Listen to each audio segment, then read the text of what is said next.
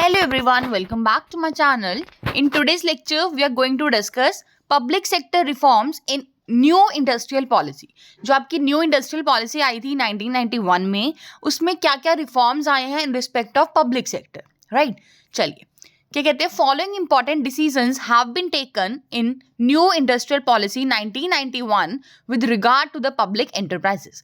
First reform क्या था, क्या कहते हैं. In the industrial policy of 1956 17 industries were reserved for the public sector. अगर हम बात करें इंडस्ट्रियल पॉलिसी 1956 की, तो उसमें क्या था कि आपकी 17 इंडस्ट्रीज को रिजर्व किया गया था for the public sector. But under economic reforms drive, government D reserve the industries in a phased manner and at present only 2 industries were reserved for the public sector. और धीरे धीरे phased manner में government ने क्या किया था, उन सभी रिजर्व्ड इंडस्ट्रीज को डी रिजर्व कर दिया था. ठीक है, मींस उनको प्राइवेट सेक्टर्स के लिए ओपन कर दिया था.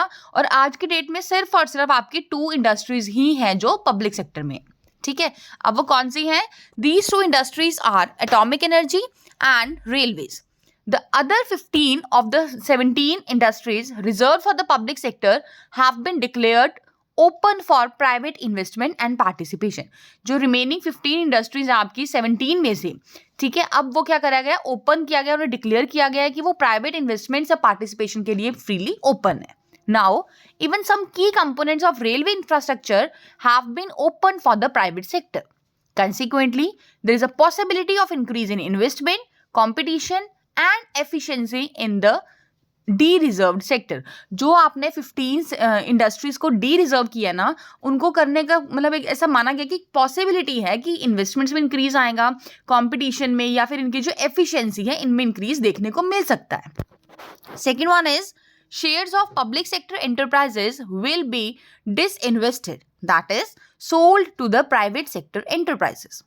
Third one, six public sector enterprises will be subject to the same policy as private sector enterprises.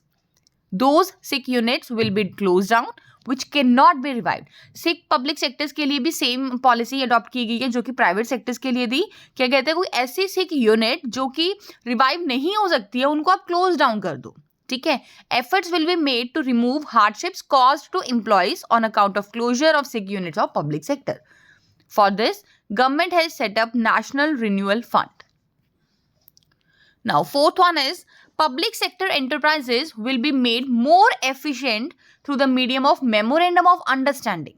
Under it, managers will enjoy more autonomy in running the public sector unit and will be made responsible for the results.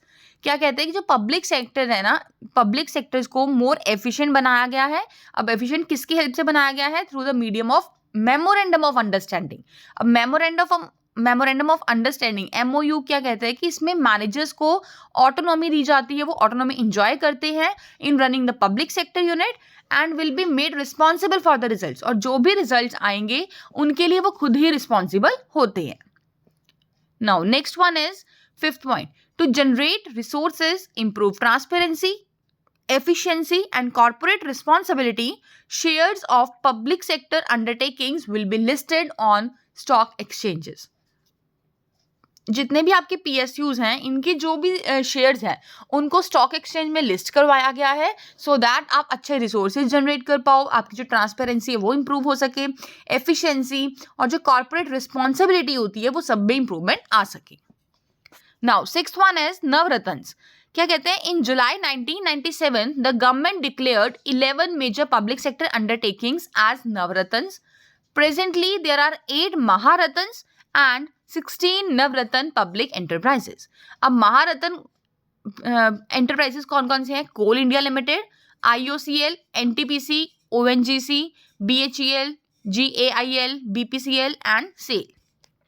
And the Navratna public enterprises are CCIL, HPCL, MTNL, OIL, RINL, BEL, HAL. ये सब आप read कर लीजिए. तो ये आपके कुछ नवरत्न हैं. ठीक है. These industries have been granted full financial and managerial autonomy. In industries को कंप्लीटली फाइनेंशियल और मैनेजरियल ऑटोनॉमी दी गई है कि जितना पैसा लगा सकते हैं, मैनेजमेंट इनकी अपनी है. The government interference in these enterprises has been reduced to the minimum. Government का इन एंटरप्राइजेस में कोई भी मतलब इंटरफेरेंस नहीं होगा, इंटरप्शंस नहीं होंगी, अगर होंगी भी तो बहुत रेयर होगी. ठीक है, तो ये बोला गया the government interference in these enterprises has been reduced to the minimum. Last point is professional management. The element of professionalism is being entered in the management of public sector enterprises. Government has directed at least 1/3 of the total directors in each PSU should be independent professionals from outside the organization. क्या कहते हैं कि government ने ये चीज़ declare की है, direct किया गया है कि आपके कंपनी में जितने भी डायरेक्टर्स हैं उनका एटलीस्ट 1/3 जो डायरेक्टर होगा ना वो इंडिपेंडेंट प्रोफेशनल होना चाहिए outside the organisation.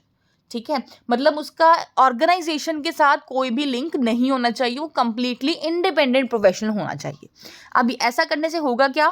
It will help in enhancing the efficiency and profitability of PSUs. ठीक है, तो बहुत ही छोटा सा आपका टॉपिक था. I hope you like this video.